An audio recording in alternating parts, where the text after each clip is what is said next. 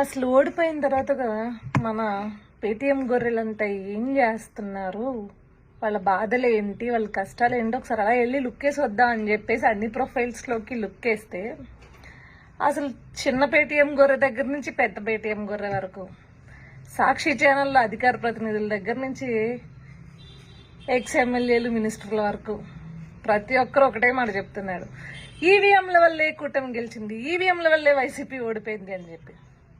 సరే, మీకు ఉచితంగా ఒక ఉచిత సలహా ఇస్తే తీసుకోండి.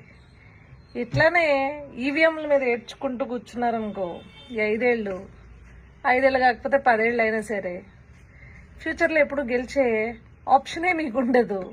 కనీసం ఏదన్నా ప్రజల తరపున అధికార పార్టీని ప్రశ్నిస్తేనో, ప్రజలకి పనులు చేసి పెట్టాలని గుర్తు చేస్తేనో కనీసం అవగాహన ఉంటుంది. సరే, ఉచితంగా ఇచ్చాను కాబట్టి సలహా నచ్చితే తీసుకోండి, లేకపోతే సావండి.